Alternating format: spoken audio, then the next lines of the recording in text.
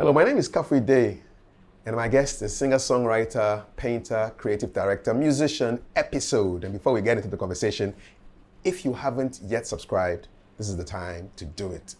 Epixode. Boss. Howdy. Thanks. I like what you're wearing. Thank you. But it's also a sad moment because, of course, that's the image of Ebo Taylor. Exactly. What does he mean to you? I think as a young artist, from where I come from, or from the growth in music and representing music from Ghana, I believe these are the people that, as much as we've not documented them well, they have shaped our music into what we celebrate now. Yes, people might say he started Afrobeats with Fela and blah, blah, blah. I think that from where he came from with the sound and the uniqueness and how is it, his composition, is amazing. And for me, I didn't even know about him until just 5 years ago. Oh, wow. When I started doing intense research on the Ghanaian music. And what does that say about our system? I mean, the DJs who are supposed to bring the music to the people, the music education. Exactly. How is it possible that a man like this? It's sad. I think what we can do now is we can start documenting some of these things. It could be in books. It could be like what I'm wearing. Yeah. Somebody might see and ask, what or who is this? And then the education will be passed on to the person. So for me, it's a learning curve for me in where I find myself, in the space I find myself as a creative and as a musician. Collecting vinyls has been one of the love I've found in few years, and this has actually opened me to so many of these artists that we've heard their records but don't know their faces and what they have actually done for our music. I love what you're wearing. I mean, did you design it? Yeah, I designed it myself. Okay. It was I wore it for Kwabna's Valentine's Day event. Yes. I think this is how I can also celebrate honor him. And that's his year of birth. Yeah. 1936. Yeah. Great stuff. Thank you. Love it. Thank you. What are you up to, man? What's Epixode up to now? What's currently going on? Hey, ladies, tell me, man. I get time for you. Episode is in a different episode now. Nice. First with the sound, I've been on a journey trying to rediscover my sound, try to shape my sound from, everybody who knew me knew the hardcore dancehall artist, the reggae boy, until 3-4 years ago when I decided to reconnect with the roots. Even before that, there was a smooth transition from when I started doing my face painting to the type of songs I'm doing now. But then again, it's also from where I come from, the house that birthed me. The sound is a traditional sound that comes from that side, a very indigenous folk type of music. It's rather unfortunate that the love of reggae, from my dad and my mom as well. You wake up in the morning, mom is playing some Still Pause also. Wow. Yeah. Mommy loves Still Pause. Crazy. For real. Still Pause, Gogi Isaac, Two Tenometers and all of that. So then I grew up loving reggae and country music. But she was one of the pioneers of the folk, the Ghana folk music. So it's always been in the DNA. We say what we were or sometimes. Charlie, but now you did come back. Definitely. Be connecting with the roots. So your mom, now she'd sing professionally before? Yeah. She has done music until just recent times that they've decided not to do commercial music, do it professionally. But both Aquila and Akwoko, anybody who knew them from Jamestown, they played Tremu and then they played Ibahi before they joined Khalifi. Played Wolome a bit, but they joined Khalifi in Europe, where they did over 20 years. In Europe? Yeah, of live music. Nice. Which countries? Germany mostly, because the band was based in Germany. But my mom moved to join another band in London whilst her sister was in Germany. Okay. So, and then my elder sister actually also was into music. Also a singer? Yeah. Okay. She happens to be, she's bagged Ebo Taylor before. Oh, she has? Yeah. Okay. She has bagged Afro Moses before. She was part of the BIB band that won the first Bands Alive. Oh, really? Yeah. What's your sister's name? She's called Mauko, Awifa Mauko. Okay. Yeah. Nice. And then she actually is in the US now. She plays the band with her father. My junior brother is also a musician. Okay. Yeah. What does he a play? Producer. He plays a guitar. Okay. I played with him at Stone Show last year. What's his name? His name is Mark. Okay. He's a DJ for Red Bull and also plays guitar and a producer. So it's there. Yeah. And on your father's side? My father is a footballer. He just like music. He don't go be sing, but he's one who can actually tell, I don't like this type of music because he actually understands it. Okay. I think because of my mom. Okay. But as to sing, no, my father don't go be sing. So it's a footballer. He played football. Yeah, he played back football. in the day. Yeah. Okay. He played Where? football. So I don't know the local team he played, but my father actually started working for the bank because of football. So he got a job because of the skill. Yeah. Okay. Skill. So by What position was he playing, man? Was he a striker, defender? Yeah, it was a striker. Was a striker. Yeah. Nice. I played football a bit, but For real? Yeah. What side of the pitch?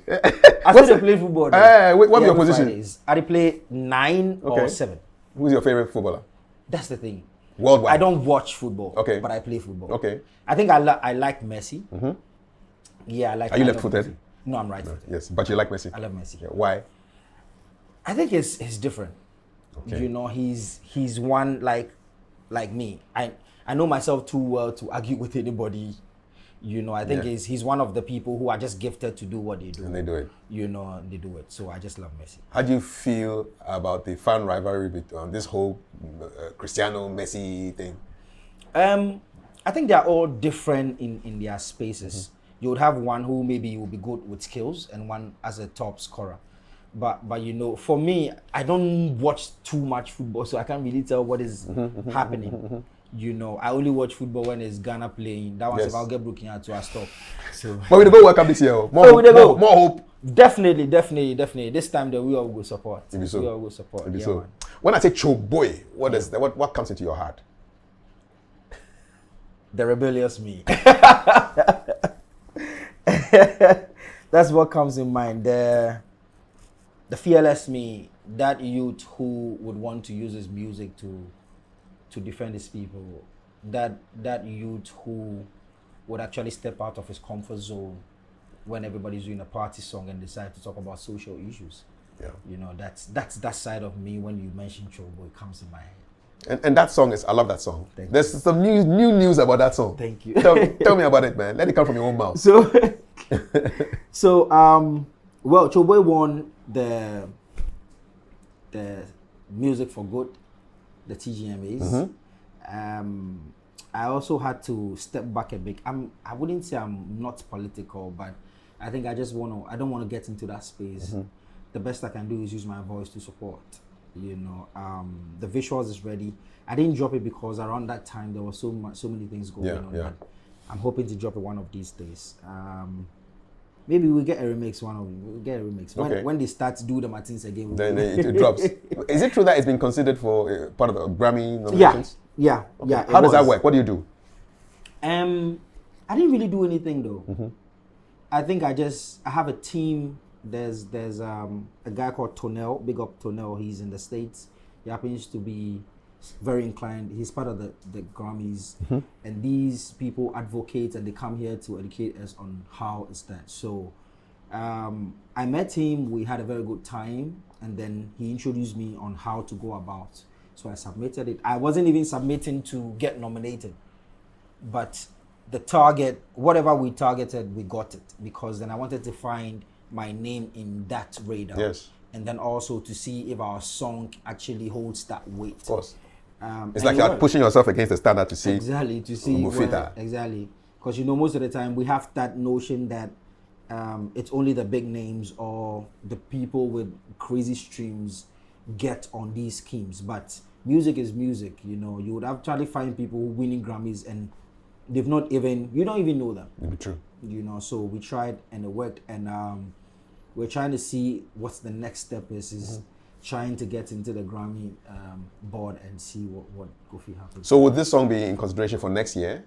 No, it was considered this year. For this year, okay. This year, yeah. So this is the first level. I mean, you're there. Yeah, definitely. And then you can build on it. I hope that with the album that we're about to drop, we'll definitely make a statement when all these schemes are mentioned.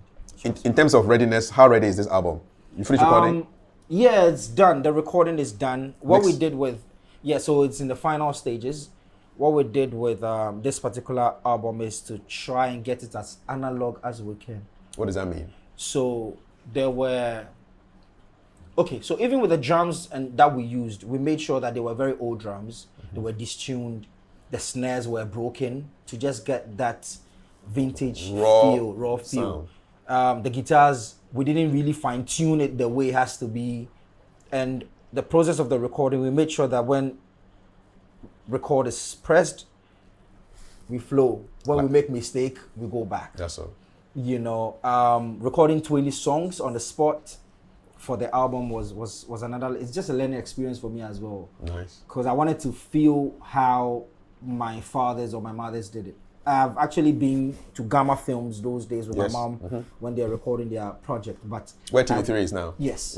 But I wanted to be there to actually see or witness how I would have done it if I was in that age. And then we made sure that it's a beautiful project. Like, trust me, it's an amazing project. You know, I meet some people who say they feel like they're like an old soul, like they've been here before, and they're always interested in the old stuff. Are you that kind of person? I am one. Like, sometimes I feel like I've been here before. Yeah. Maybe not as a human, a plant or something.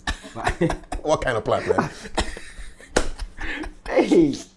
But I have that kind of feeling. Yeah, I have that. Probably, maybe, because I believe in reincarnation. Maybe or maybe not. I'm just glued to stuff that are different. You know, I can just wake up one day and go like, you know what? Like when you guys came, you notice I was just building cassettes. Yes. You know. So these are the cassettes. Yeah, these are like with the tape still inside them, so they can play. Yeah, they play. They play. Like I have. Yeah. I saw a Walkman. Yeah, that's a Walkman. Right there. You know, most of the time when I want to actually go back into that little me, that kid episode, then I want to listen to those things. You know, so for me, I believe I've been here before, and I'll definitely come back again. That's what I believe. Maybe so. Let's go all the way back to the beginning. Yeah. What are some of your earliest childhood memories? One of the first memory that I could remember is I happened to represent my school in Victory International Battle at National Theatre. I think it was Fun World, Kida Fest.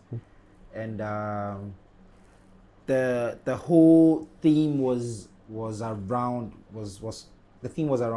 Gam War, and I had to do the performance in that Wooler mattress. Yes. And I was that little boy. How old do you think you were? I think I was around 9. Okay. 9, 10. And when the lights came on, I noticed everybody was shouting, and I was so scared because my back was against. Because I actually heard the voice, but I didn't know. And you know, National Theatre has this long curtains. Yes. So I didn't even know there were like plenty people there. Yeah, my 10, and they're like everybody like crazy. Did you freeze? I did for a minute. But I think the concept was around pouring libation. So when we started, that is when the whole energy kicked in, and from then I had never turned back as a performer. I think I still remember anytime I hold a microphone to actually face like a very large crowd, like I did last year in Shindig. It was around 12,000 people. Oh, Shindig. Shindig is a festival, a video festival held in somewhere in London. Okay. I played KOG, big up KOG there. It was like 12,000 people, and there was no black guy. You represent the whole continent. Exactly. So it was like when you actually see people moving to your music like that, then for me, I'm just grateful. Yeah. That little boy from Nkrumah and Soman is here spreading the music. Be so. You know? What do you remember before that performance? When were you born though? March 16. Yes. In Jamestown? I was born. Yeah. I was born. No, not in Jamestown. I was born in Abosokan. Okay. But the family was in Dansoman. In Dansoman. Yeah. Okay. Mamprobi Dansoman. So most of the time I go to Dansoman, but I was born in Abosokan. What was that area like in the early 90s? Abosokan was rough because, you know, It was actually, sometimes some people even think it's Zongo because, you know, you're close to Gaskia and all of those things. So, and I still go back there. I still sometimes go back to see my boys in the hood. It's just that now you'd have people move out because of the market. But I can't really remember how life was in Abusokan, but I do remember how it was in Mamprobi, you know. What was Mamprobi like? Kolegono, rough, where it's not likely to make it, like with music. Because then you're actually seeing like, Usumonu school. Don't want to go to school. You know, but actually my dad too was a banker. My mom was always on tour. So who was the mother figure when your mom was on tour? My mother's younger sister comes around most of the time to take care of us. And then during weekends we go to grandma in Dansoma. Okay. Because daddy will wake up in the morning and eat tie, suit and tie, you know. So do you have good memories with grandma? Yeah, my grandma, I do. My grandma called me Episodes. I don't know if you've seen this video. There's a video of Pato Rankin dancing with some old lady that trended some time back. That was your grandma? Yeah, that's my grandma, Auntie. So there were two. Auntie actually died at the age of 116.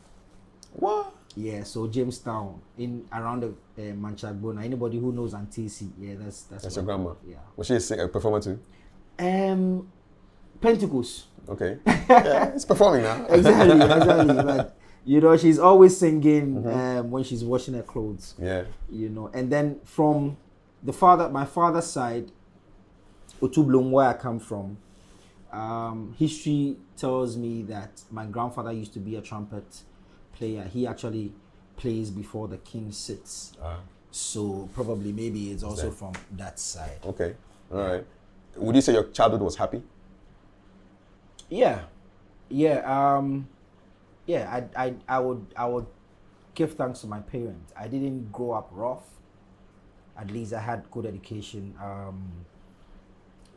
We decided to go to the streets, you know, but at least home was all right. I didn't grow up. It was actually rough because of then you find yourself in that neighborhood where every youth wants to do this. They would you have to tag along. But what was some of the roughest things you saw or experienced?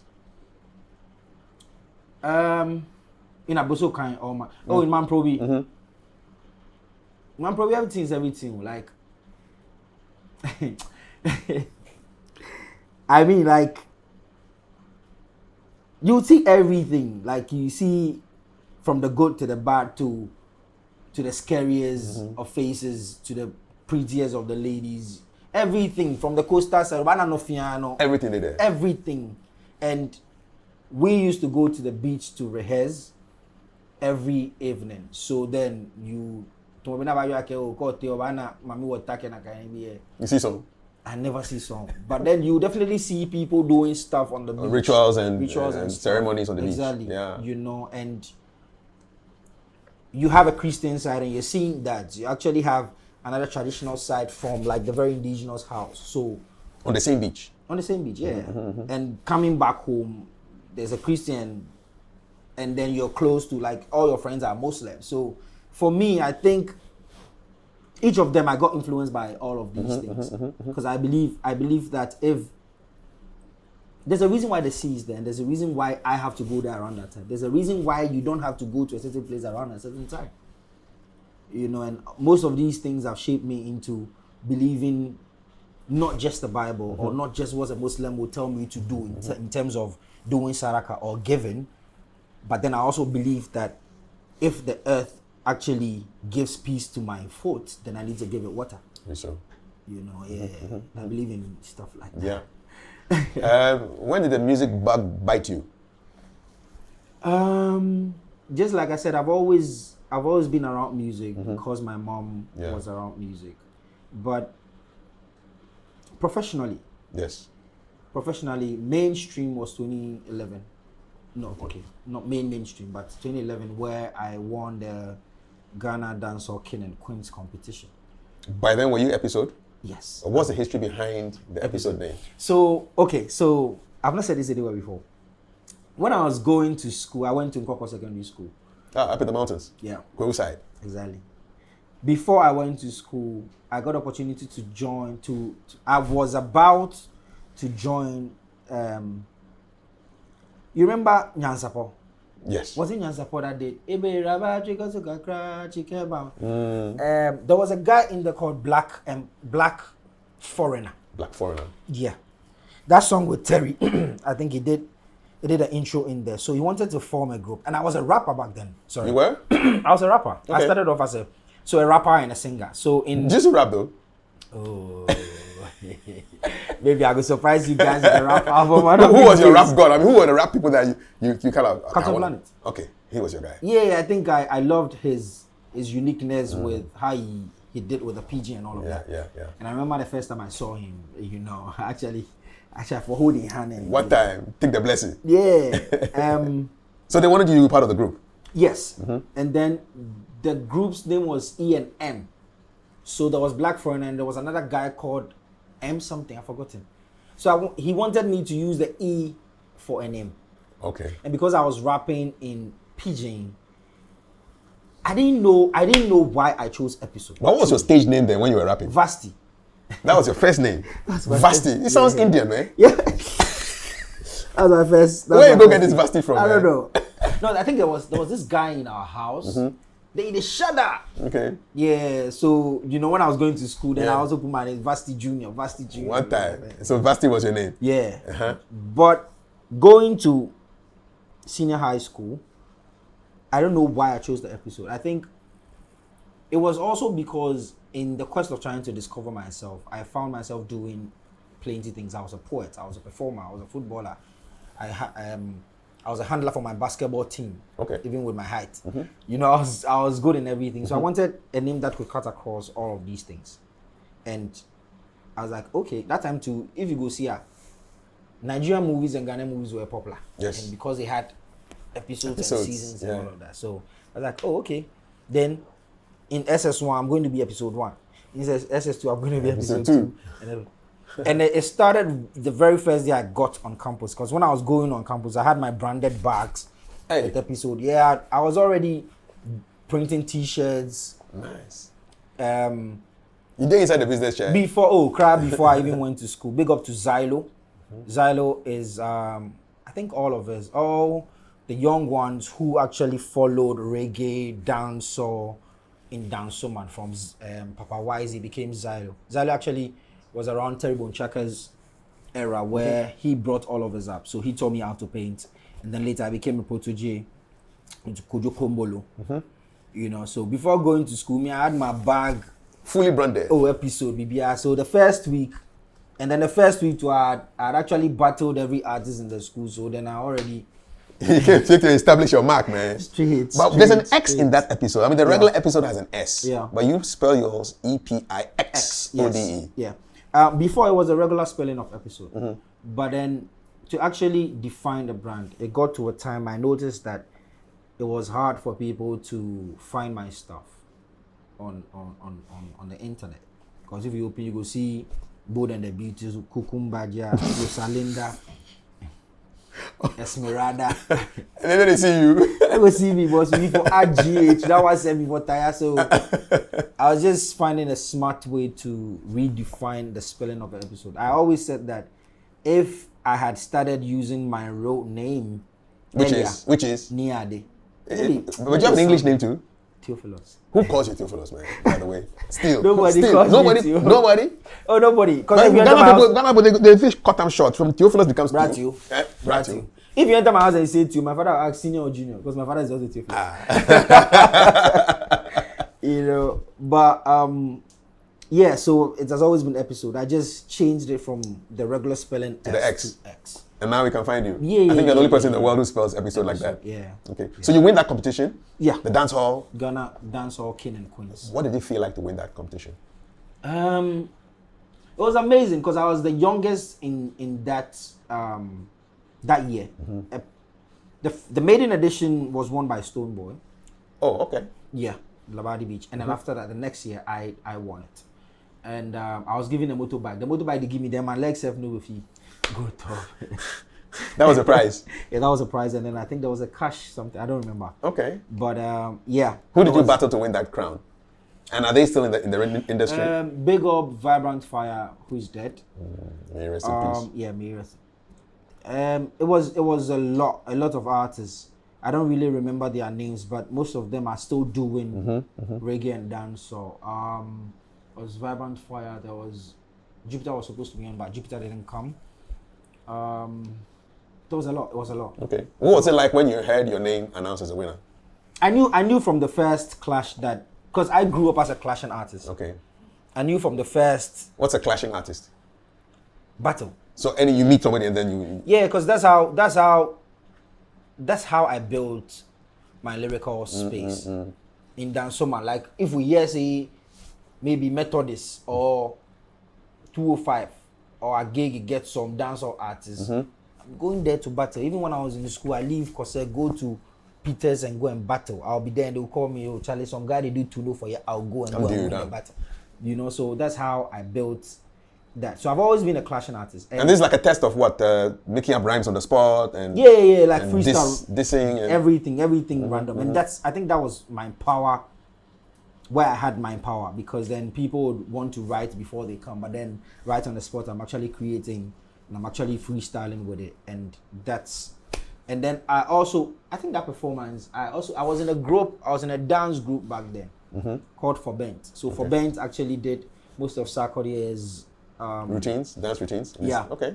I was part of For Bent. So it's always like I'm in the forefront, I'm singing and I'm dancing, and the choreography is different from just coming on stage and just be doing your flow, because there's a whole package. So I was always a step ahead of my age. Yeah. Yeah. So you win the competition, you get your motorbike, you get your cash. The motorbike, they sell them. I don't know how they sell them. Who sell them? Your gift too. They can mention the person. Sell them. Who be out? Person will come for me, I beg. But I mean, like. But how if he sell you your price? Because then they say that they manage me. You know. Oh, Charlie managers. They say they manage me. But you get license that time to drive motorbike? No, I was too young. I was young. This is like, I was like 2011. I was like 21. 21. Yeah, and then the bike was big bike. like Honda big bike. You know, and well, it was, for me, the win was most important, because then it was around that time that dance was trying to get mainstream. You know, so you find yourself in the talks. And then from there, I was part of the first batch that entered the unsung category for TGMA. Yeah, okay. I was part of the first batch. All right. It was me, Strongman, Eno Baroni, Kaboom, Miss V. Okay, that's your group. Yeah, and then AK Songstress. Okay. Yeah. Nice. Yeah. Can you remember the first song that you wrote that ended up on the radio when you heard it and said, "Oh, whoa, my song is here"? Okay, so there was this first song before I went solo, with my group Black Empire. So Black Empire actually was made up of myself, Jupiter, Chameleon, and then there's another guy called Adivergo Galaxy. He was signed to Jam Master J. I remember we were standing at Agege bus stop to go buy something, and our song was on radio, DJ Hagler. Because where the studio we used to record around Bawe, Safas. Our manager back then they sell bread. Okay, Brodo. Yeah. So when we leave down, someone say we they go studio. We go, because money not they was leaving the studio, we like 3 days or 4 days. And then when we were coming back home, we go walk, go where in shop, they go give we bread. The bread will be 2. One we go chop as we they walk come down, so and then the one for the next day. So that's how was it hot? The one yeah, fresh bread was tea, sugar? Yeah, sugar. So we balance them. Me and Jupiter and Camino, we go walk chopping the bread. We had this song, and it was around that time too that Lynx had also released their new wave of sounds. And then the song had that Lynx feeling. So we were standing at the back store when the song played. No, we did that, we did laugh. Then somebody said, "Hey, Charlie, reaching you, we there do."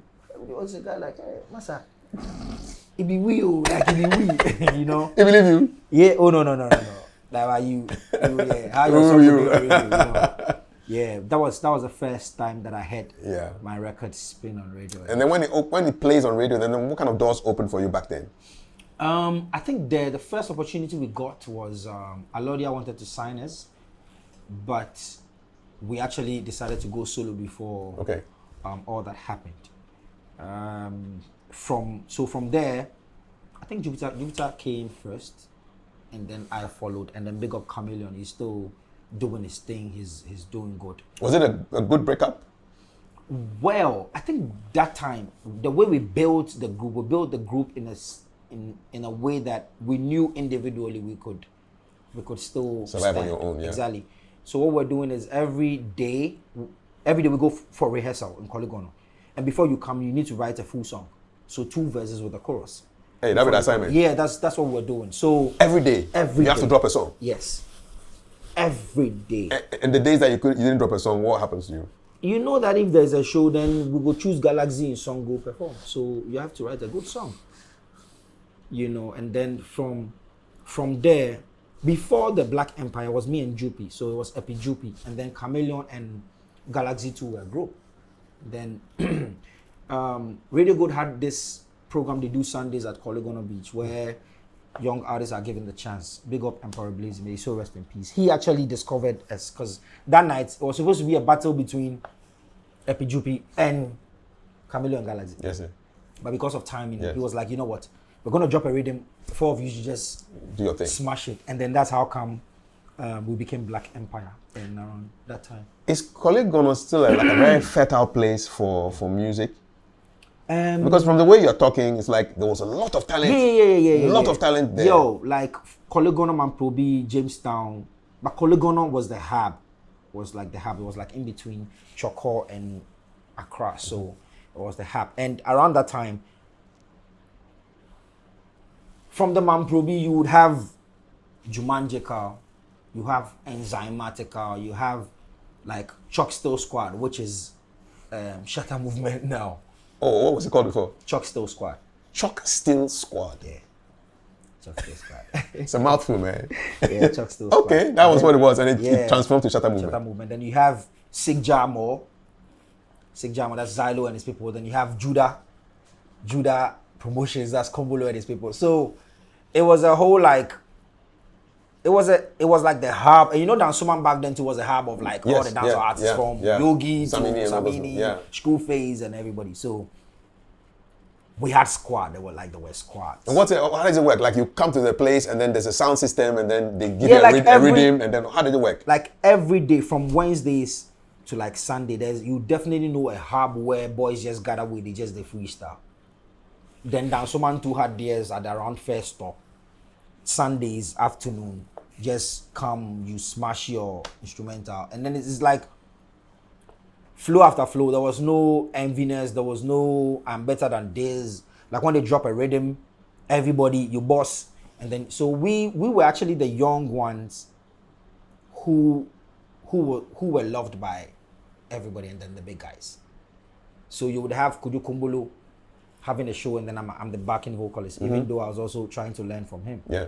You know, and then there was 2 main shows, one around Christmas in Egypt in Mamprobi. There's a place called Christmas. I know that place. Yeah. So there's Jam, and then there's Fire Jam. All be Jam. You know, and it's for you to even see your name in the poster, those written posters. So they perform. Jeez. You know. You miss those days? I do, because then it was pure love. You know, it was from a place where you see the hunger in all, like you can see the fire in our eyes that this be what we want to do. So from the pure love days and back in the day, now it's pure what? What is it now? Oh, now everybody they fanfu everybody. Oh, Charlie. Sad, eh? Yeah. You know, so you just keep to your space and, you know, for your sanity. You know, because then we've been clouded by the competition and the favoritism and I'm better than this and that. Yeah, it should be in the game, but I believe that behind that there should actually be a driving force that is just pure love. You know, there should be a united front where we all can share ideas. We all can, you know, chill and listen to our pieces and correct ourselves and work together. You know, I just don't see that in that now. But are you hopeful that things can become better?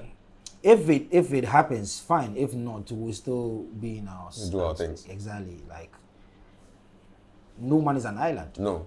You know, and it will take the fan base to understand that if we are able to redirect their thinking from, oh, this is a clash, I hate this artist because he has a problem with my artist, I don't like his music because he's from this tribe, then it would look like we're trying to force the music on the people. And you can't force music. Like, if you force food on somebody, you choke on them. Maybe so. So for me, I believe that we can have a healthy competition, but then it would definitely has to be one that is very thoughtful and one that can actually put food on our table. Not that it will end up with people suffering from, because we all have families. Maybe so. You know, communities fighting each other, fans arguing on social media. You know, it's something. It's not worth it. And so you progress. When did you think, do you consider yourself mainstream now? Yes and no. Yes, because I think I've done good for Episode to Smile.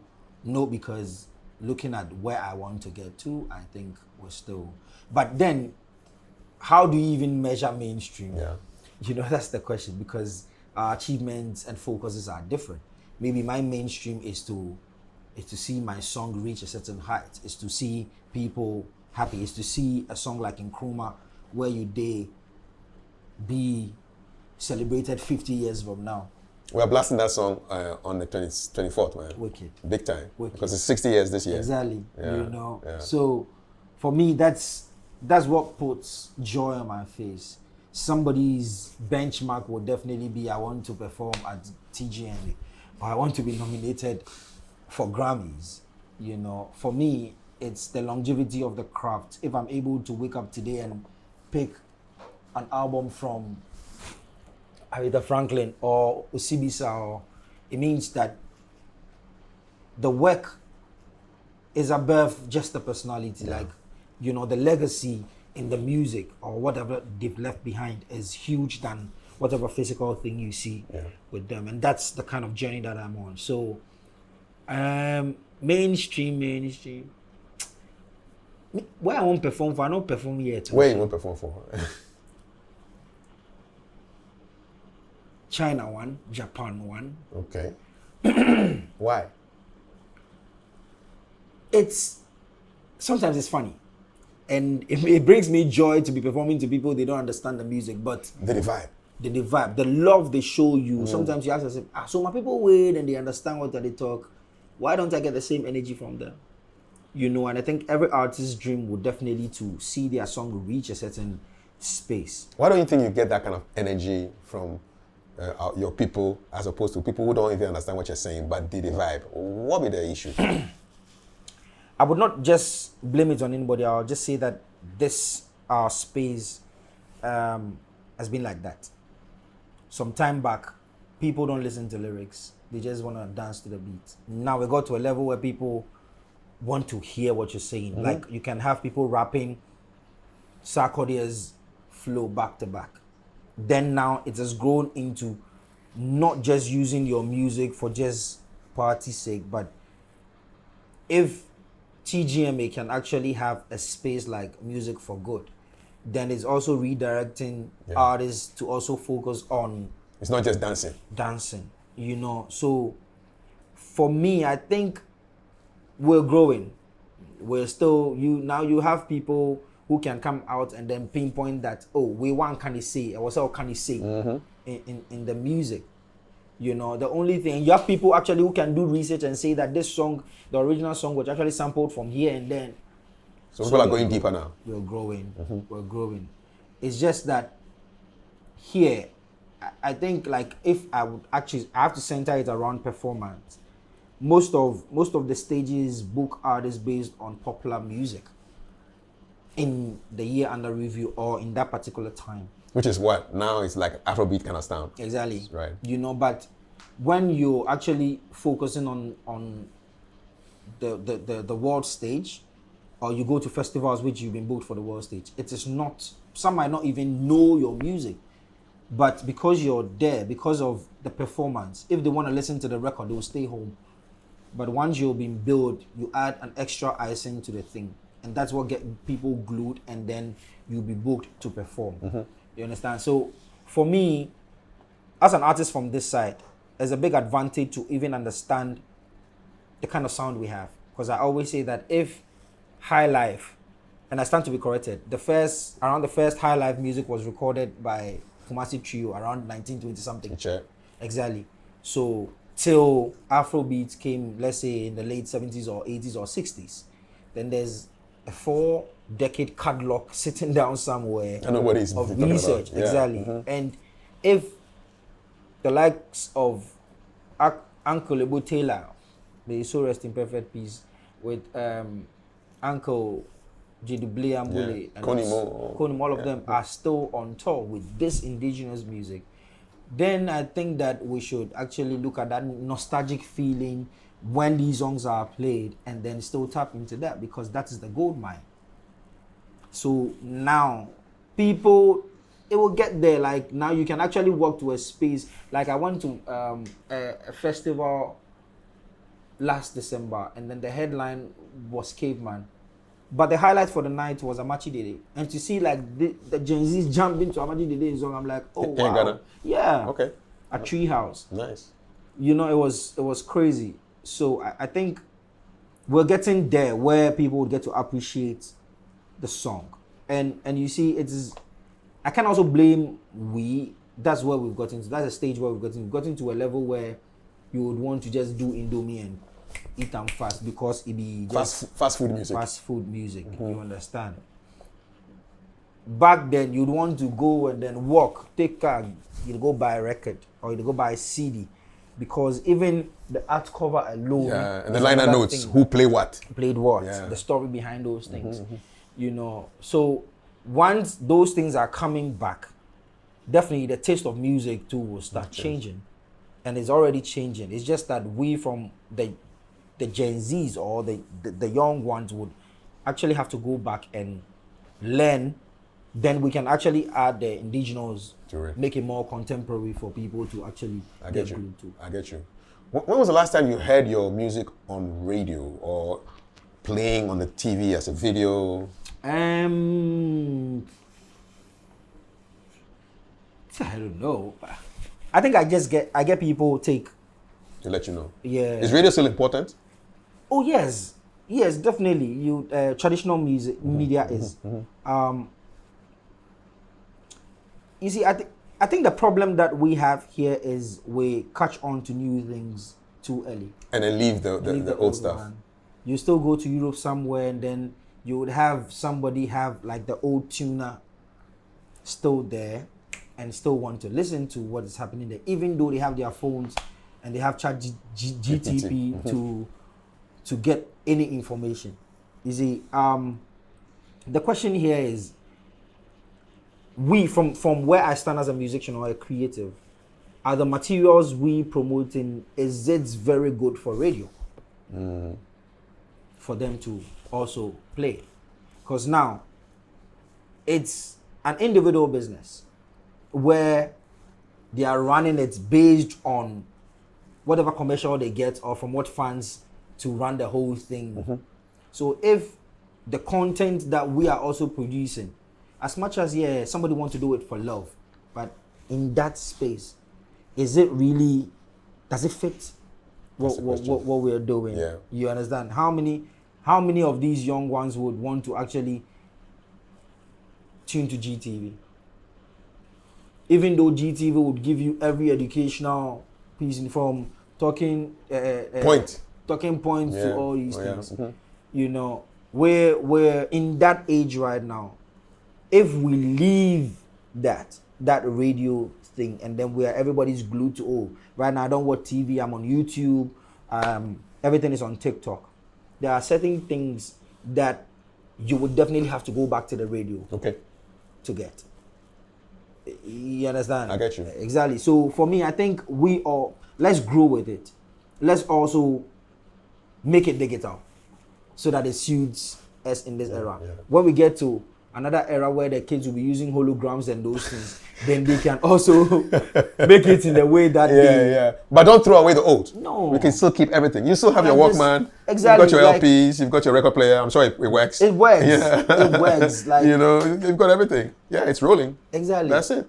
Yeah. You know, and okay, so just like I'm saying, this is more digital. Yes. So this is Bluetooth. You don't even have to move it. It's moving on its own. Exactly, and then the sound is connected wireless. So even though it's old and it has the nostalgic vibe, you can still have it in a modern era. And I love that crackling thing, like you're frying You something. know, that's me. Like this is my sanctuary. This is where I sit to listen to some type of music. Yeah, and you have your Walkman too. Exactly. Right there behind me, your LPs. You know. Yeah, so get the new, but keep the old. Keep the old. Like this is one.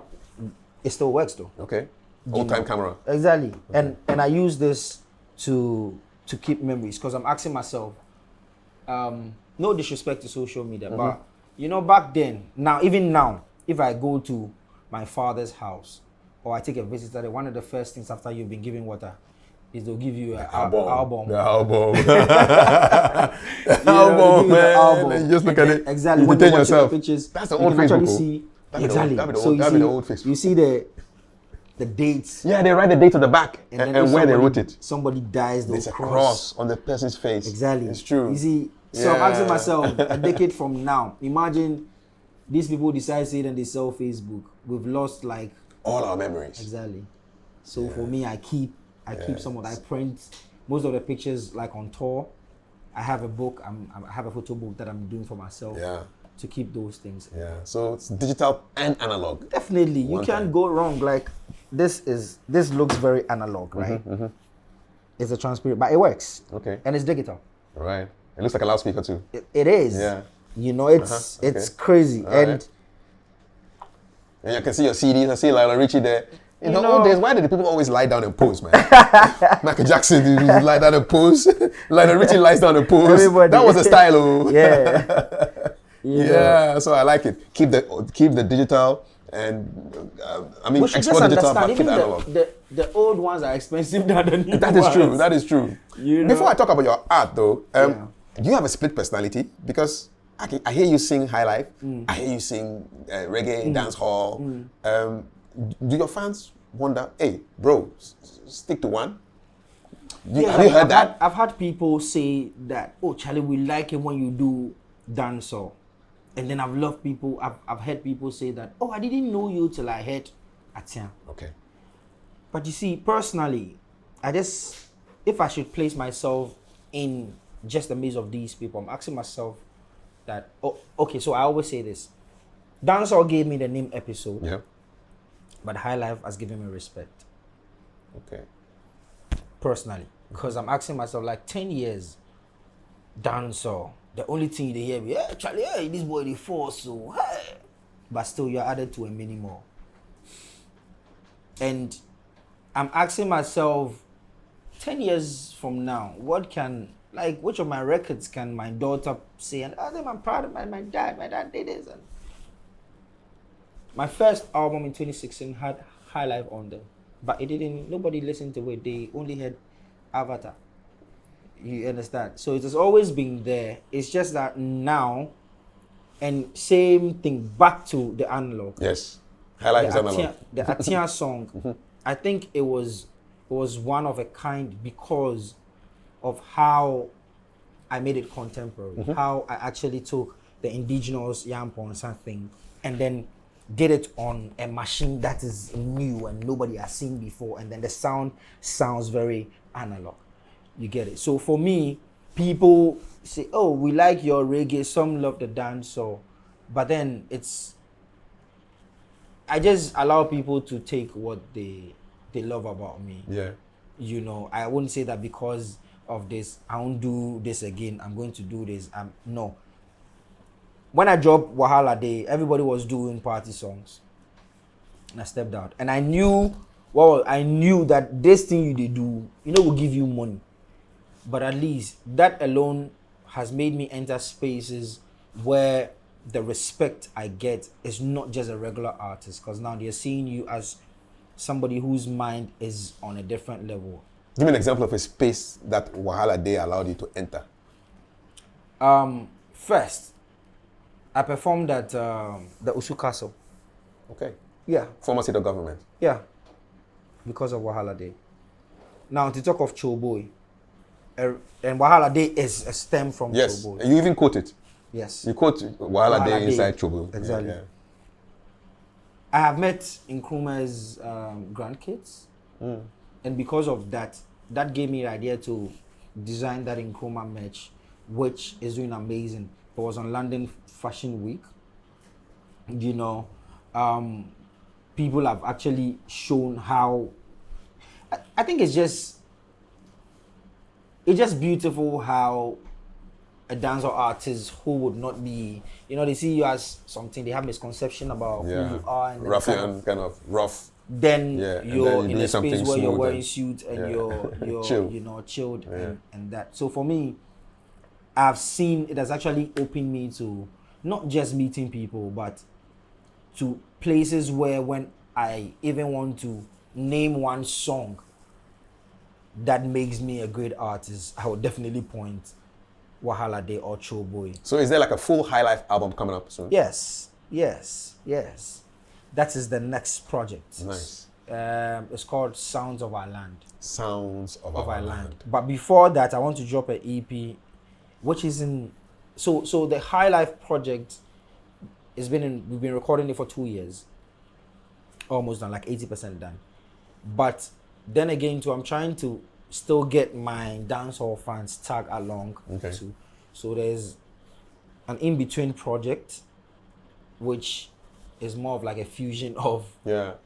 I heard one of your songs where in the middle of the song, some of the rhythm change goes into some nice traditional vibe. So that's you're bringing them along. If they're saying Afro dance or like Afro beats, we also, that's what is putting food on our table. And that's what the world knows, even though most of the songs are not even Afrobeat, but because it comes from Africa, so we all have to tag along. That's it. So there's a project I want to release in like next month or next 2 months. Wedding Guest. That's the title of the project. It's just love songs, bad love songs, sweet love songs, any other love songs into a project before we drop the Sounds of Our Land. Yeah, Sounds of Our Land. So if somebody watching this goes to an episode concert, what kind of music will he hear or she hear?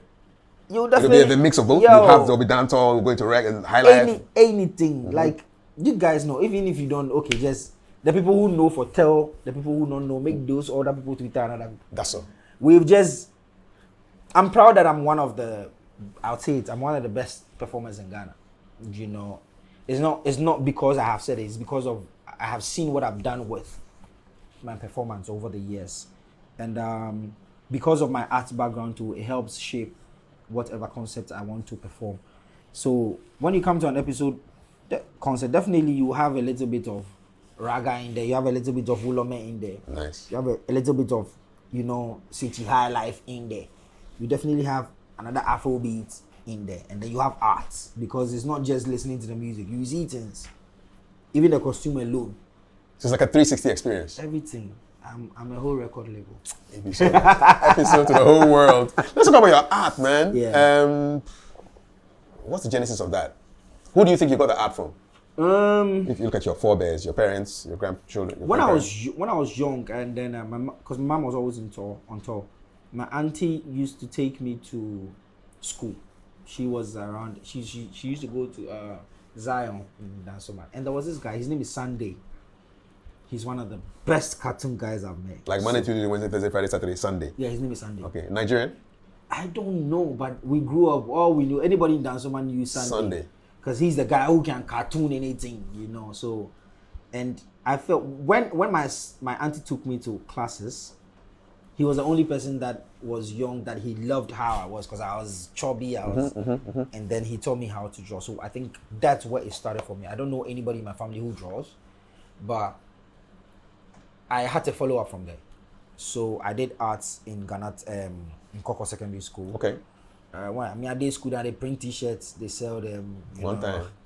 Yeah, and then after that, I went to further it at Ghanata College of Art, where I did abstract and fine arts. And then from there, I got a scholarship and I did digital arts. Where? NIT. Okay. Yeah. So with the arts, I think it's just me always trying to be curious in what is this, and I want to also create it. Does So some of your everything art inspire music? Yes. Or does music inspire Both. art? Both. I think both of them. You definitely have maybe my Wahala Day. Yes. Yeah. Freedom, justice, Nkrumah. Exactly. You can't take my arts out of the music. Neither can you take the music out of the arts. Because I try. I don't know how I do it though. Truly, I don't know how I do it. Like for me to design this to wear, I've been built for a love show. Okay. So I asked myself, what would you wear? Yeah. I can't go and buy. I don't get money to buy Adidas. Or buy. Or some red and black something because it'll be Valentine. No, but I always ask. I don't want to see somebody wearing what you they wear. Maybe so. And funny enough, I think because of the name I put on myself, it's always pushing me to be different. Because then you set a certain mark like 10 years ago, so you have to keep up. What was the reaction when you landed wearing this? It was crazy. Like I've had Uncle Ebo's kids DM me, they want some, and I didn't do it like for production or no, just for yourself. I just did it for myself, But I'm in talks with them. If they really want, we can do it, and then maybe part of the money goes into his estate. Exactly. And just to celebrate him. So for me, arts. I don't know who paints in my family. Me there. Be you. Be you the paint. And funny enough, my daughter has picked it. She's Okay. she's an amazing. How old is she now? She's 8. Okay. And she can see art in her. Art, music, yo. Okay. Yeah, it'd be so. loud. Daddy does it, man. It's loud. A little bird tells me that you were behind the SM logo. Yeah. Tell me the story. What's the backstory to that? To that, man. So big up Wale. I think I'm proud to be one of the people who actually sat around the table when the conversations started. As young as I was just a protege of all these fathers in the game trying to discover myself. And through Kombolo, I got to meet Wale, and everybody around that time wanted to, bandana. This is you in your 20s? Oh, before 20s. Oh, quite young. Yeah, very young. He was still bandana then? Yeah, it was bandana. Okay. And it happened that my senior cousin was the leader of his dance group called Tupof. Tupof. Yeah. So Chupa is my senior brother. And then through that, I got closer to Wale. And because we were all from Kolegono, Dansoman. So... What was bandana then? The first time you met him, what was he like? He's still the same person. He don't change. He don't change. He's still the funny guy. Yeah. He's still the no-nonsense guy. He's like... He's just different. He's one of the people who history will just document him as different. You can't take that from me. Were you? What was your feeling like in his presence back then? It was no. Charlie, come on now. Oh, my blow, you call blow now. Wale.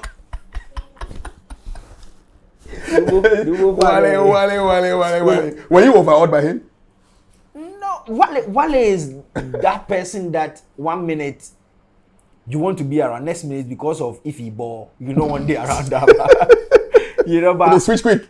But you see, I think the movement that we started that time, we all saw what it was going to be. You could, even from back then. Yeah, and then his spirit was different from all of us because he's the person who, even though the thing no dey work, he go make sure say he go work. Like we've actually been to shows where therefore pay we they no pay.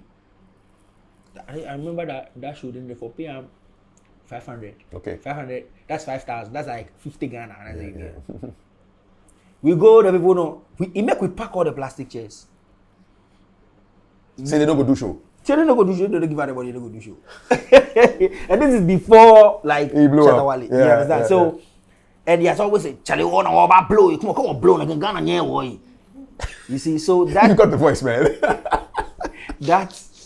I think that charisma, forcefulness that I want to do it, yeah, is what pushed most of us, regardless of all the fights, like internally, community-wise, everything. He's one of the people who said that I was going to do it, and he did it. So, like, based on that manifestation, we also can do it. Do it. Because someone, your own guy has done it. Exactly. So so this is how it all started. Rude Boy Sterling, who happens to be Mr. Logic, Yes. discovered some of us. So, okay, I wouldn't say discover, but I'll say that he was the bridge from when nobody knew us to people listening to us on radio, because he was the only person who had the slot to play reggae and dancehall on Plus, was it Plus? XFM. So his time on radio, it was like, now he became like the Dr. Duncan of dancehall. Promoter of underground talent. Dancehall. So all of us, from me to Vibrant Fire to Jupiter, Iwan, Stone, we were all every time on that thing. And then I became like an artist under his thing, which is Bad People Entertainment. And that same time, Wale too was an artist under Bad People Entertainment. Okay. So when Logic left radio, Wale became the presenter on radio. Oh, Wale did radio before? Yeah, he did radio. For the X there? Yeah, he did X. Oh, for real? Yeah, he did X. It is Spin Records. So guess what? Shatter City, the song Shatter City, was his jingle, because his show's name was Shatter City. Ah. Yeah, it was a jingle. It was a jingle that, like a song that he coined for the show. You know, so it was around that time that... What kind of a DJ was he though? What kind of a presenter was he on the show? Wale had a DJ. I don't remember the DJ, but I know that he had a DJ. And then he was still like that. Yeah, still Wale. just brought his personality onto the show. On the show. And then what makes him unique is because he was also an artist. He dropped the beat and the flow said before you go come. You understand? So when Wale left, and then I think Johnny Blaze. Okay. So Johnny Blaze too used the same Wale's template, you know, because their voice, Johnny too had that kind of voice. Yeah. Meeting Wale to design the Shatter Movement logo, it wasn't planned.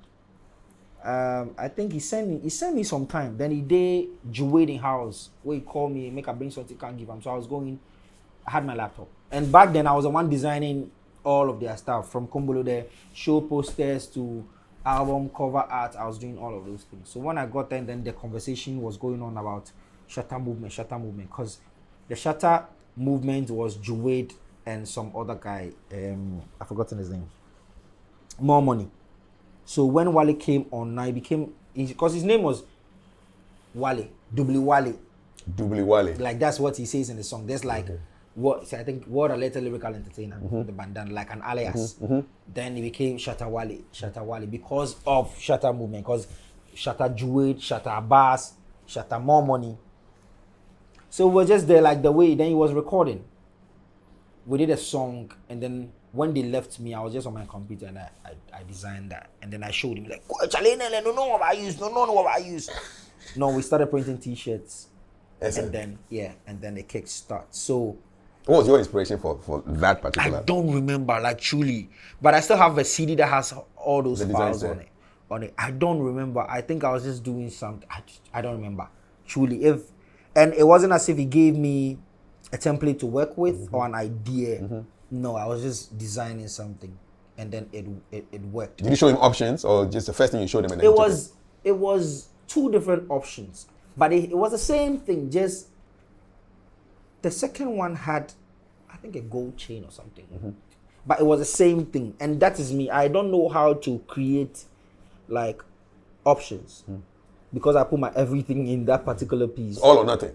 On one. So I'm not able to design for people commercially, because I don't know how to get, check him up here. It's annoying. You know, it's not that it's annoying, but then if you give me the free will to create something, then probably we would have to add up. Yeah. But the more you go do this, because of somebody's recommendation or somebody's idea, then you know, you spoil the piece. If you were a commercial graphic designer, would you have charged him? Back then? Yes. I think most of the things that I've done it for free back then, because also then I was also, one, I had love for what he was doing. Yeah. I saw him as a senior brother. And this is how, back then, this is how I was seeing it. I was seeing that if I should do it for people in my circle, then based on recommendations, then other people would come back. Would come back So, from The first person who actually paid for my service, even though I didn't request for money, was Adam. Okay, go get him. Yeah. Okay. What do you do for him? I did the graffiti in the Heba. Oh, okay. That video, the Heba video. In the video? Yeah. All the graffitis in there, I did it. Nice. Yeah, I was in episode back then. I think you were it just, still busting? Yeah, I was episode, but then they do music for the fun of it. Yeah, and then when they were going to shoot a video, they just called me that he said I was looking for somebody around the Jamestown man probably there who can draw, and then they called me and I went to do it. Who else have you done stuff for like that we don't know about, man? So Pull Up Remix, the video, Party Rankin and Stone, I did the graffitis in there. Okay. Adina Y. Ah. Yeah, I did the graffitis in there. Okay. And also, Sarkodie and Sarkodie and Kwakese Yakubu. Uh-huh. Yeah, I did that too. There was graffiti in that as well? In there, yeah. It was like a graffiti phase around that time? Yeah. Papi Kojo and Joey B Wave. That video, I did the graffitis in there. So, I happened to work with Prince Dovlo. Yes. Big up Prince. He shot my first video. I was like, we became like very tight. Like, what was your first video? Ebony Girl. I did laugh. Ebony Girl. Hey, I guess is sparks. Episode. Yeah, that was before Avatar Cry. Yeah, man. So we were working with Dovlo and then... Yeah, Dovlo. So any like graffiti piece that comes, and because I was excited to see these celebrities and most of them, I idolize them. I do it for Dovlo because Dovlo too, as at that time, was shooting videos for me for free. Okay, yeah. So yeah, it works. That's what I was doing. Yeah. Which do you love more, art or music?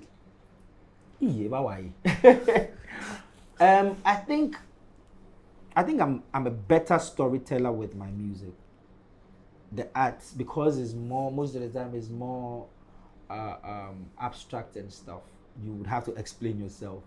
But with my music, sometimes some of the stories I sit back when I listen to, I'm like, oh, wow, I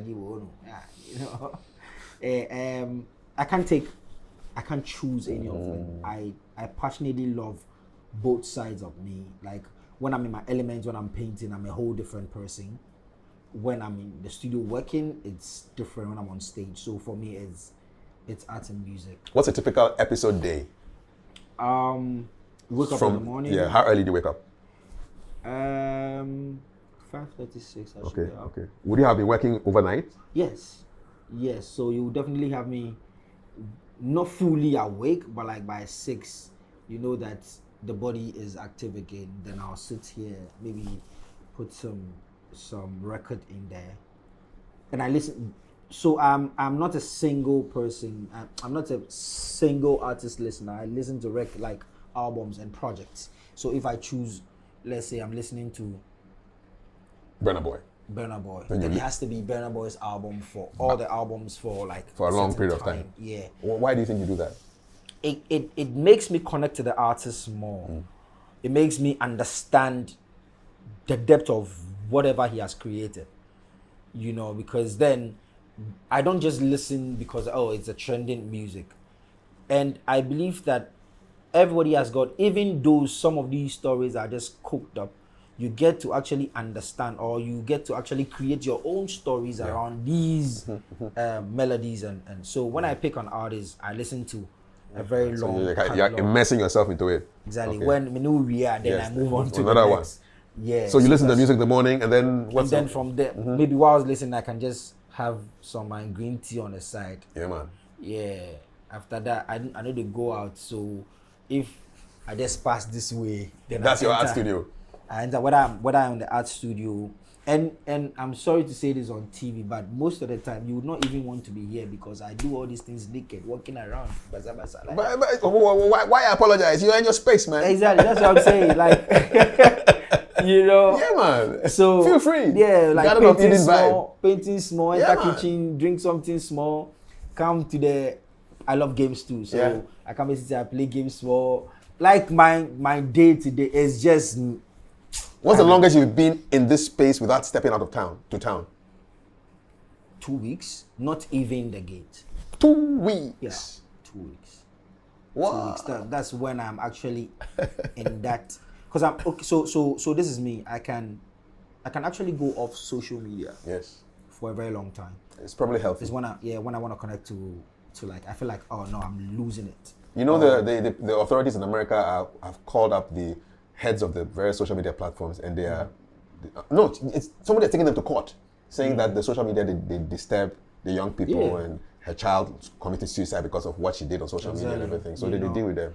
So you fast off. Yeah. Fast. And after, like, the regular me, after 9 p.m., all my apps goes to sleep. You shut all the screens. Yeah, they go to sleep. So you know, so I can actually be here when I'm painting. All I need is food and small chops, and then I'm good. You know, because outside is expensive. You know, your house inside quietly, man. You enjoy your man. Yes, and create your art. But I mean, like, I love this space because I've created it to actually suit me. Yeah. If I am bored in the studio, then I can just come and sit here and listen to some. And most of the things, I really handpicked them. I had to wait. Like, even the chair that is here, I actually had to buy it, wait for like 6 months for it to come, because then I already have a picture of how it should be. Yeah. Are you compulsive? I mean, like a OCD kind of guy, obsessive? I am. That one, I don't go lie you. It worry me, but. So what did you obsess over? What would you do compulsively every day that, man, you can't help it? But I do over clean, and sometimes if I vex, I vex my own self, like, you know. And I don't really let people into my space. Okay, we're grateful to be here, man. Oh, give thanks. Yeah, grateful to be here. I don't let people into my space. So then every time my mom say, "Well, honey, but then I'm also asking myself, if I get to a level where there's nobody there to do it, then I have to do it myself. Yeah. You know, I can't always say because I'm a star or because I'm episode. And when I'm home, I forget about the fame. That's it. If my mother if he send me, but then I'm only I can you know. But then, you know, this is home. Yeah. So for me, I really want to keep it the way. I have so much stuff that I wish I could bring it here, but because of the space to then, I don't want it to way back. Yeah. At least for what I have here, I'm grateful for. It's a beautiful place. Thank you. It's a beautiful place. What do you think about the celebrity culture? Do you see yourself as a celebrity? No, I don't. I don't even want to be a celebrity. I've always said it. I did a post sometime, and some people misunderstood what I said. What do you want to celebrate about me? Like, I would want to be remembered for good reasons, but I think that the work is more important than just me. People might see me on TV, but they might not know that maybe I do different things that even my daughter might not be proud of. But because of what we see on TV, we are always glued to that particular image. Let me give you an example. Because of reggae and dancehall that I do, somebody might see you, like, even backstage, super, over on your light. I have never smoked before, I have never drunk before, but because of, let's say, you know, the lifestyle. Yeah. Imagine. So police, they stop you? Oh, plenty. Oh, Rastaman there. What's then you go tire. Even recently? Oh, you go tire. Oh. This year? Police stop you this year? I mean, so yes, they do. They definitely for not. I would not say for bad reasons. Maybe they have their own reasons why, and then they're also trying to make sure we are comfortable. You see, but maybe they've seen a first Rasta man come, and then there's a certain problem. So then you have to be then they brand all. Check. Did they recognize you though? Oh yeah, some days, and some go share that do one because he won't show you shake, you be who. You know, you gotta be that too. Oh yeah, you just want to show you level and power. You know, it be normal. I think the celebrity thing is overrated in a way. It's like there are people that we really have to celebrate. It's not like I want to know who actually painted this or who actually did this. If Rimamu and all those people are there, so they do that stage. So you're still working. I mean, I celebrate myself for the hard work and what I've achieved, but I think that people that have to be really celebrated, we've not paid attention to. Do we have a celebratory culture in Ghana? Do we celebrate people who do well? No, we actually, I think we love to celebrate when the person is no more, and then after that, we're 2 weeks now, then. Oh, Charlie. Yeah, that be our thing. Like, ask yourself, do we even have a space where you can go and actually see the guitar that Osibisa used to play this, or Ebotela?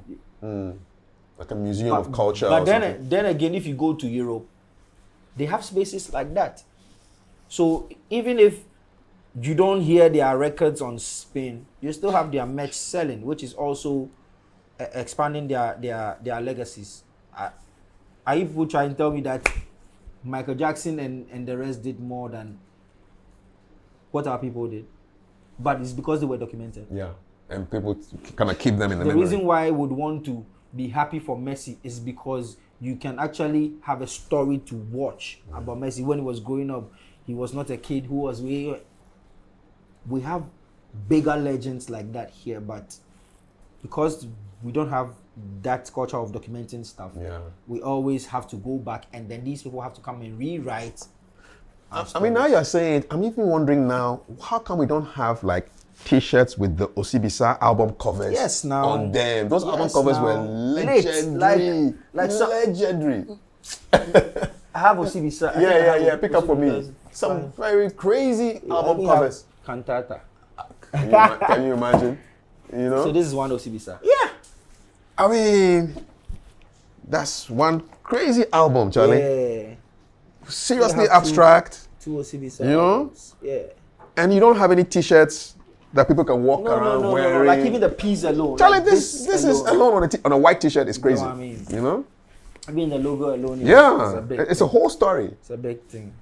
You know, so. Their logo, Osibisa. When I see this, I actually see this as an African version of a Michael Jackson cover. He has this. Yes. You're right. Piece where with his face. You're right. Yeah. I think the Dangerous album also. Yeah. You know, so we just need to document like from who even designed it. Yes, the story behind that. You know, story behind the whole thing. But this, I think one of the few people that they've done well for is like Bob Marley. He was documented properly. Yes. Even Fela. Fela too. Just got a lifetime Grammy just recently. You know, and these are some of the things that these people... And there's an annual celebration of his music. Celebration. Yes. So we need to document our stuff. Definitely. There has to be a space. Like me, everything that I've wore, every design that I've made personally for every stage, like from 2014, is there till now. Nice. I keep all of them. Yes. You know, because I'm saying one day when I have a space like that, I can actually put everything there. You know, I stepped in here and the first thought I had in my mind was that this looks like a museum of culture and art. Exactly. You know, and all kinds of things that you can step into somebody's mind just by looking at what is around. You know, and I love it. When do we get to go to an episode art exhibition? This year, definitely. Will this be your first? I've done one in Germany. Okay. But in Ghana? Here in Ghana. First in Ghana? First. Okay. So the first part of this exhibition, I'm trying to see how it works properly. So I'm a part of an exhibition happening in March.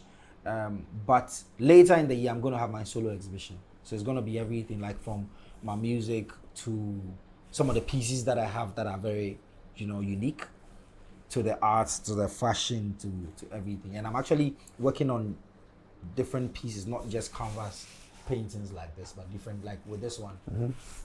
So this is more of like, this is something that a Gen Z would want to grab because it is pop culture, because of the skateboard. Okay. So then I didn't even know. Yeah, it's a skateboard. Yeah, it is. It's a skateboard.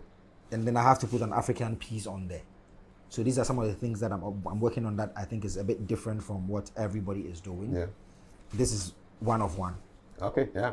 That's it. That's it. Single, one piece. One piece. That's all. Yeah, Even so. Yeah. Now that we're talking about meaning, what does Osajifo, Dr. Nkrumah, mean to you?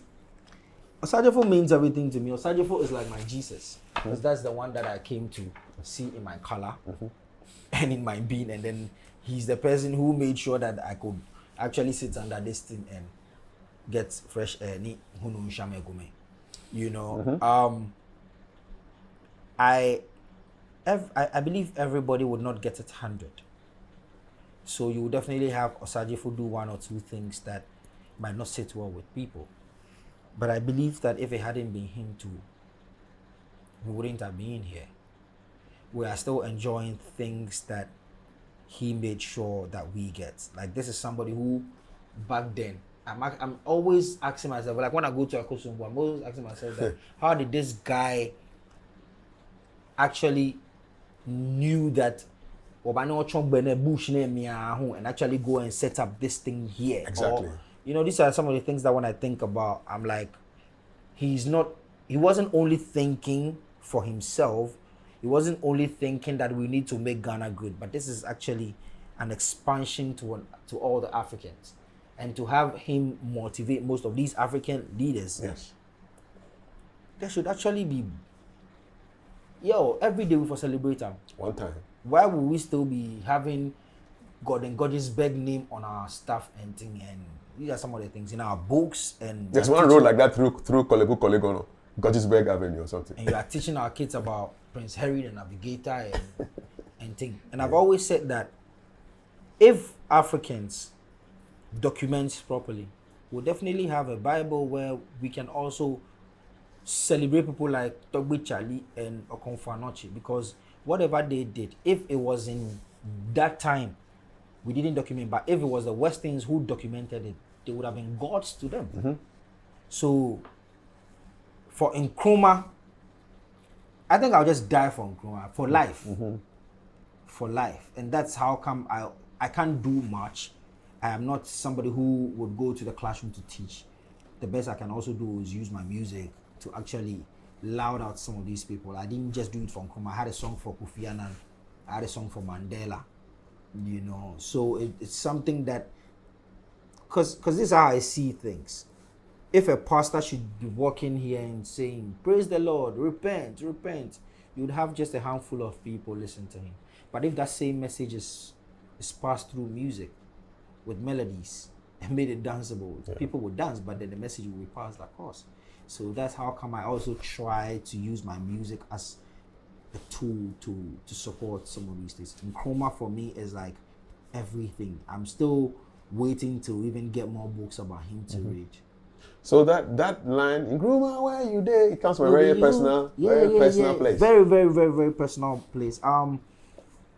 When that song kicked in, I remember I went to see my father, and back then Charlie, they see you for the hood inside.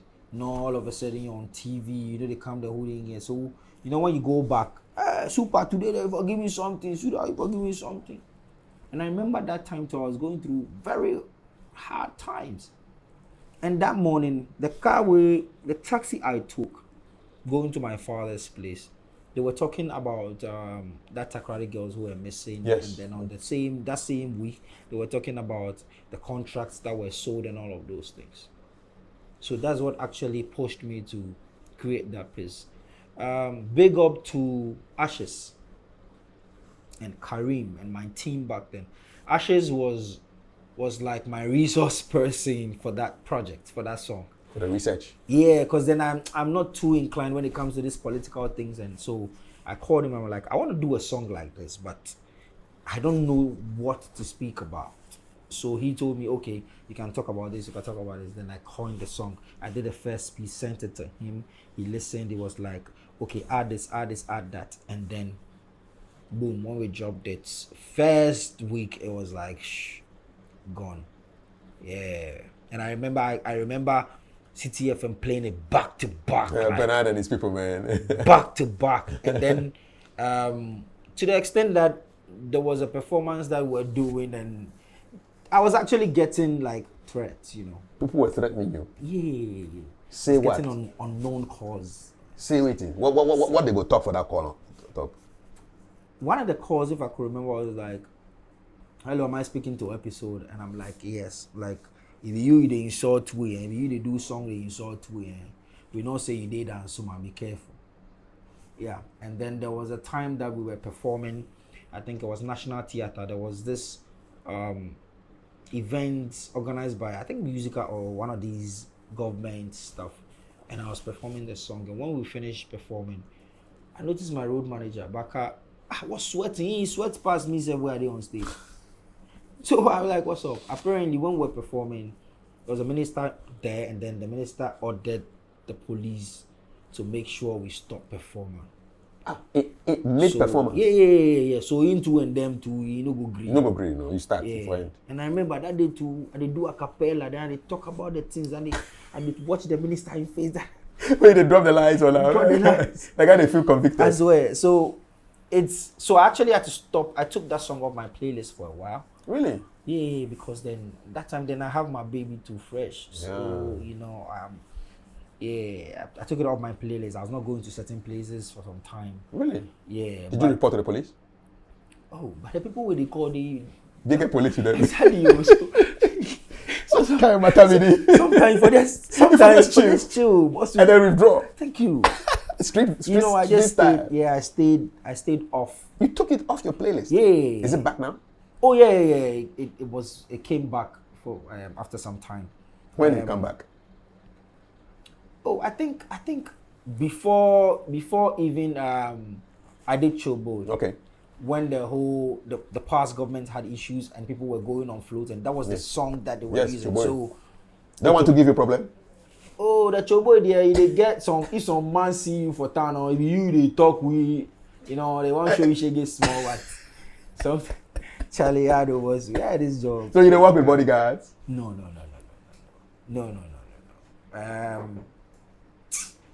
I don't think I go to places where I would need bodyguards. You know, my circle is very small. If you see me, unless maybe it's like a dancehall show where the whole entourage has to go, you know. But on the regular, it's just me and like two people. It will be just maybe my videographer and my manager. I don't know. Sometimes some of the shows, if I go alone, I just go alone, chill, watch the show, and then just go.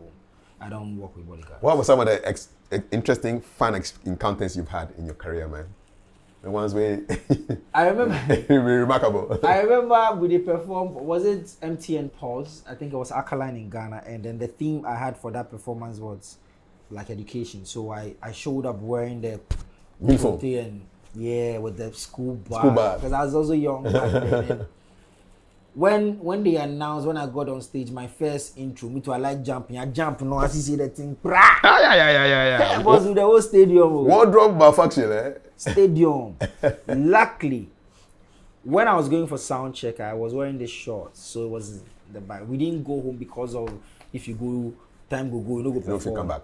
So whilst they perform, I just go the speaker in back. I still the toes. Then my manager they change my. They change for you.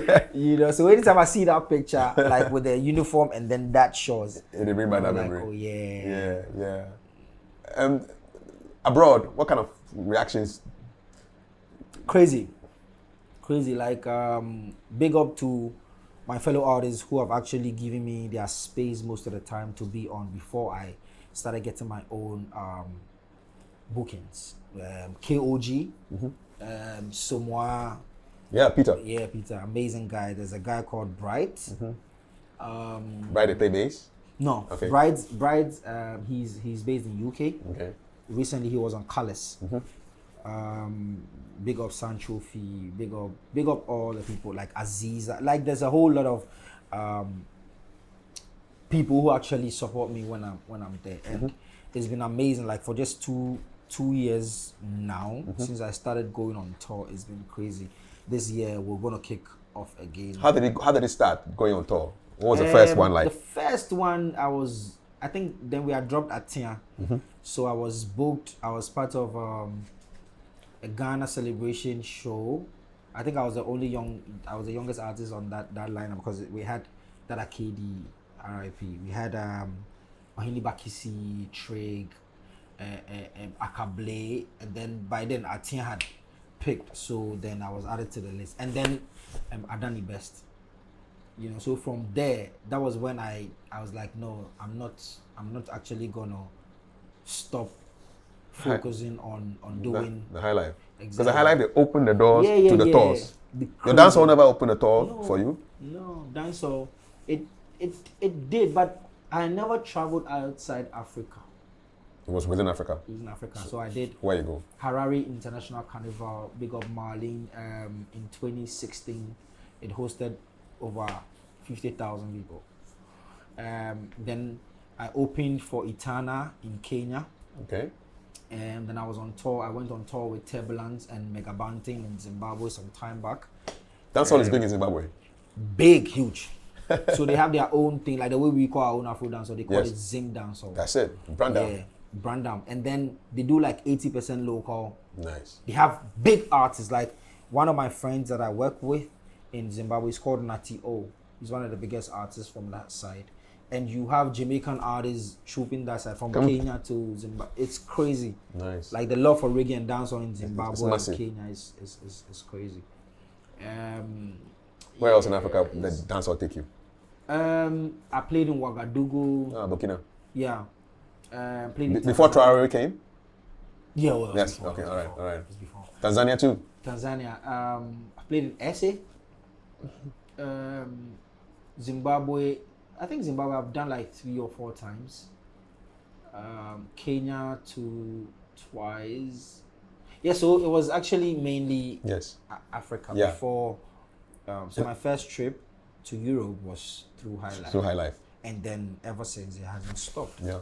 You know, so that's what I'm saying. Dancehall gave me the name Episode, but Atia or Highlife has actually given me respect and has opened amazing doors for me. So, what do you regret about your career so far? I don't think I'm one of the people who regrets anything.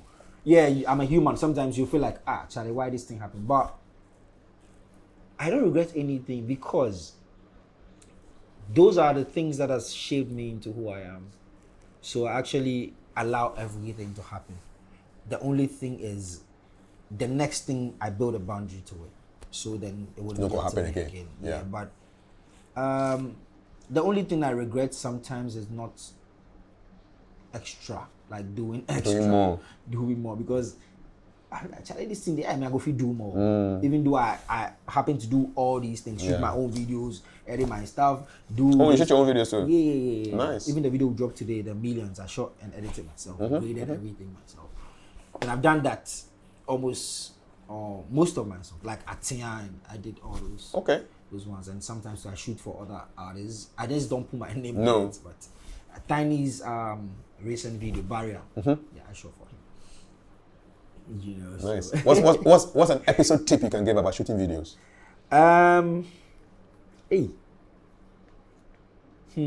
One killer tip that one young videographer go fit take a run with them. Stay original. Stay original in the sense that if you're able to, like, perfect example, if I use a Mercedes-Benz, new Mercedes-Benz, like what everybody wants to do, where you're sitting on cars and shooting, in the next 5 years, there'll be a new Lamborghini, what makes that one old. But if you're able to actually tap into a vintage stuff rather, then there's a longevity to it. And I think I love grayscale. I love black and white because then the age. Yes, it always stays. Exactly. Stays classic. Exactly. Yeah. So for me, most of the things that I want to do in color, I want to do it in black and white rather, because then I know that after so many years it will still be relevant. That's me. If I have to give a tip, just stay original. Maybe so. Yeah. Let's talk about your artwork on your body. which one came first, man? Oh, it's not visible. It's under the Ebutela t-shirt. Oh, someday. Okay, that'd be what? XV. Yeah, this is a date of birth. Okay, 1990. Yeah. So I did 4 tattoos. Oh, my tattoos have just been 2 sessions. Okay. So I have 8 tattoos. So that's number 1. That was the first one? That was the first one. Okay. And then this. What this one? Okay, I see Africa? Yeah. So the Africa in there has and all of them I sketched it myself. Okay. So it has my thumbprint, which has been enlarged to fill the Africa. Okay. Yeah, I see your thumbprint there. Yes. It's like your own Ghana card. Yeah. So if somebody wants to steal my this thing, you can cut this one. And then what? So this one is more of like a compass or a clock. Yes. Right. Which still has all the east. Yes, north, south, east, west. Yeah. and then this is the South, definitely. Yes, definitely. So it's greatness from the South, African being my identity. Yeah, man. Is. Yes. And then I put the aeroplane here because I felt like it was time for me to take myself to the world. Yes. So flying out of Africa to the world. Exactly. Okay. And this, I think I've manifested everything in my life because I did it before I even started traveling. Okay. You know, this is faith, but it's still like the Ankh. It's an Ankh, yes. Ancient Egypt. Yeah. This is God is greater than my ups and downs. Okay. God? Yeah. Greater than the sign up and down. Yeah. Okay. Vini Vidi VC is... I came. I saw. I conquered. Yeah, and there's a big one here. Okay. What's that one about? This one also, all my tattoos actually speak about who I am. This one, like, there's fearless, there's believe, there's a whole lot of stuff. You don't want to show it to me? Oh, I can. Yeah. You just Look, I see. Yeah, it be so. Okay, so that's a junior meal? No, it's 1980. Your year. 1990. Yeah. And then? So you see there's loyalty, there's patience, there's unbreakable. Unbreakable. So this actually tells, like, it actually speaks of who I am. Okay. What's the other ones? Okay, I see them. I don't read them. So and then the one here? Yeah, there's this one. Yeah, I see that one. 2022. 2022. What happened 2022? What if I remember for 2022? That would be back door. Back door. Yeah, but it's one of the years that I would always want to remember not to. Like everything that happened. Was it a bad year that you don't want to repeat? Yeah, it was a bad year. Okay. It was a very bad Personal? year. Yeah, personal. Very personal. Somebody died? No. Okay. But it was, I think it was just a transition from the old me to the new me. So then I had to actually lose everything. Okay. You know, in a very short story, I lost everything that year. And I found myself whether to have given up, let everything go, or build again. And then I built again. So to see everything happening to me now in a good way, I just put this here to remember all the mistakes that I made. Maybe so. So you're not going to do them again. Exactly. Maybe so. You know. I think we've done all the 8. Yeah. And I did in 2 sessions. So the first, I didn't have any tattoos or pierces till I was 31 years. Okay. I didn't have anything. So to 2011. No, 2021. 2021. Okay. Yeah. And then what made you decide to go do tattoos? I wanted to break some rules that I had set for myself, and also like because they were more personal stuff. I don't want to keep it in a diary. I wanted to put it on me. You know, like a documentation. Exactly. Who was really close to you then? Who would have been most surprised when you started tattooing? What did Mama think, for example? I think because both my mom and my dad, because they know me to be somebody who is not really moved by his surrounding, they knew I had gotten to a stage where if I had wanted to do it, I would have done it years back. Like if you tell my dad right now that you see had a drink for a year, he just go laugh at you, you know. So you know, you don't need a drink. You know. So the drinks in the cabinet there is for your visitors. It's for friends, yeah, it's for friends. It's for friends. Who was most disappointed when you started tattooing yourself, and that reaction surprised you? I think for the start it was my dad first, because then he would want to start preaching. He be yourself. He know yourself, but he's well inclined when it comes to those things. But point some my Bible verses said if you know the tattoo and things like that. But when I explained it to him, yeah, he sort of like, okay, now you're a man, so if you feel like, just be careful, you know. And he's even saying be careful, not because of, he's maybe saying because of a very spiritual reason, and also because of a physical reason, that the needles and all those things. Just gotta be careful. Exactly. So for me, but it's something that I would not want to regret. That is why they are personal stuff. You know, I don't know when I'm getting the next 4, but I do it in badges 4. It's for your number. No, I don't know. But the first time I had 4, and then the second time I had 4. Within a space of how long? 2 years. Within 2 years. Yeah. Okay, all right. And I do it on my birthday. Okay. So it's like Charlie, your birthday they come again. I know. This year they are not sure. Maybe I go do next year. And then the painting, you have some paints, some dots. Yeah. Mm-hmm. So what happened is 2016, 2017, I was on tour with Turbulence and Mega Bounting in Zimbabwe. Big up Jah put a hand. And what happened is when we finished the first 2 shows, I think we played Kwekwe, we played Bulawayo. after we did those two, the final one was Harare. And like everybody thought I was a Jamaican, to the extent that even Turbulence wanted me to now open before him. Really? You know, so with everything that was happening, people come to, yo, which side of Jamaica are you from? Where? I'm from Ghana. So I just wanted something that could tell people where I was coming from. Yeah. And then also, I think one of the troubles I've always had because of my name is to have like a very solid brand and identity. Because then if it's Epixode, everybody can just be called Epixode. So I'm like, what can I actually have? Everybody does locks. Everybody has got Rasta. You know, the people who have Rastas, they might only be past your own. And then you have the likes of Tiny who have their own very unique. You can't do it anymore because Tiny has done it. I can't wear shades because if I see a silhouette wearing shades, I know it's Sarkodie. You know, so I was just fighting myself, and then I found a way to incorporate the arts that I was doing to the music. I think it was just one performance, and I wanted just to do that, and then I'm like, oh, okay, this is nice. So over the years, it used to be very big, scattered on my face. Over the years, I've been able to tone it down to very simple and minimalistic. So that's it. And you did yourself when you're gone? Yeah, within 1 minute, no. Then you're done. I have it in my car. I have it everywhere in this house. So if I just take then you're on. And then the earrings? Regular. Okay. Regular earrings. Okay. Yeah. What was the reason? The brand like again? I said, I just wanted to... Brand? Not brand, but when I did that, first, I used to wear magnets, and I was tired of that. What the magnetic ones. Okay.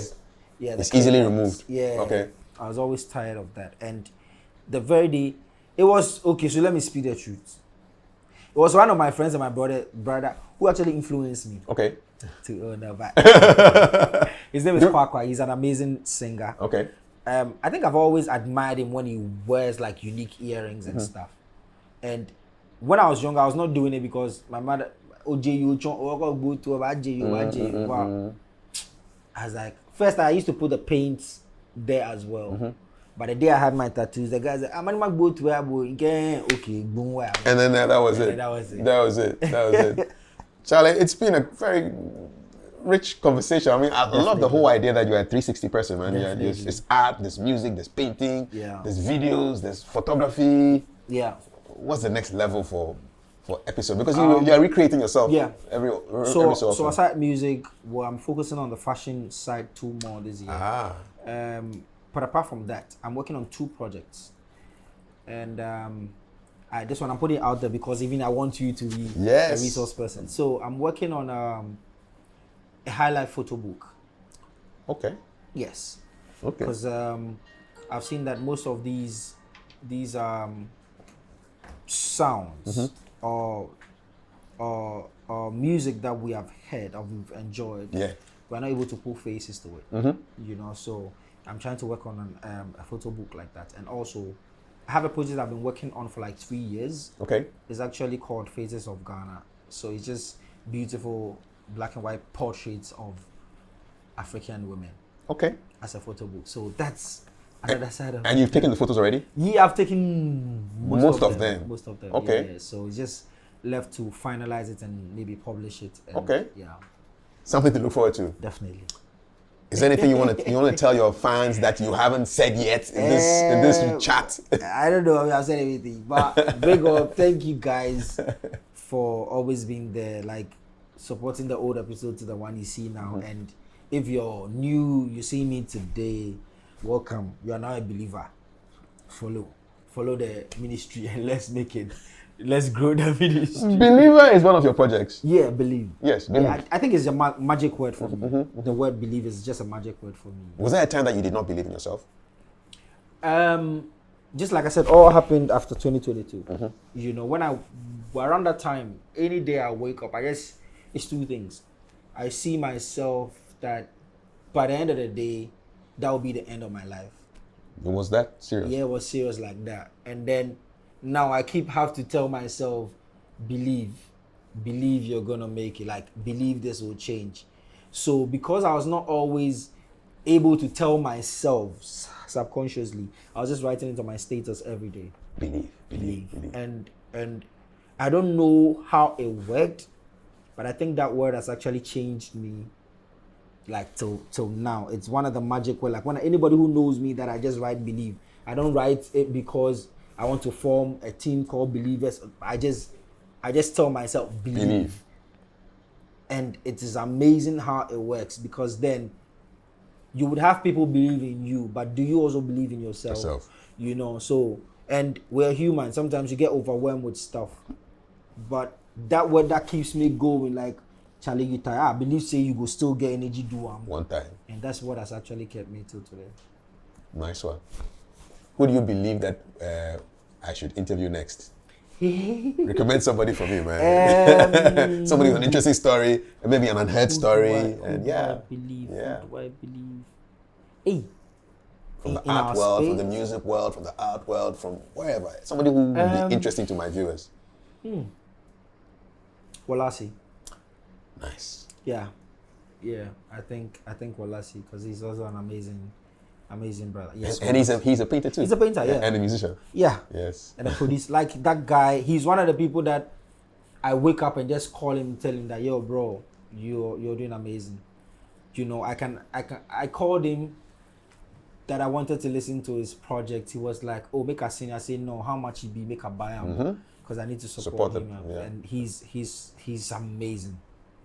Yes, Walasi. Good choice. Have you guys worked together before? We have. We're actually planning on working on the project, on the album together. That would be crazy. Yeah. I think Walasi, maybe another one to Trig. You can try Trig. Walasi and Trig. Yeah. These are good picks. Yeah. Is he also an artist? No, Trig is not. It's music. Yeah, Trig is music. Yeah. But I think he's amazing with what he does with this. I think so music. too. Yeah. My brother. One love. Family. Forever. Believe, man. Believe, definitely. I love it. If you see me putting Believe anywhere, that's all. You know, say it be you. It be you. All. And that's my chat with singer-songwriter, creative director, musician, painter, artist, photographer, 360 Ghanaian and African episode. Let's continue the conversations in the comments. My name is Kafui Dey. Believe. Believe. Yeah, man. Charlie. I loved it. Yeah. Charlie, play me some of what you were playing there. I liked it so much. Director Franklin. The music, whatever you were playing there was nice, man. Believe. Bad collections. Yeah. This be another Osibisa. Okay, let's drop Osibisa. Yeah, let's drop Osibisa. Yeah. If YouTube will not strike us because we are playing somebody's music. All right. Okay. Hey, Decca, all these record companies, man. Yeah, Decca, Polyodor, Decca.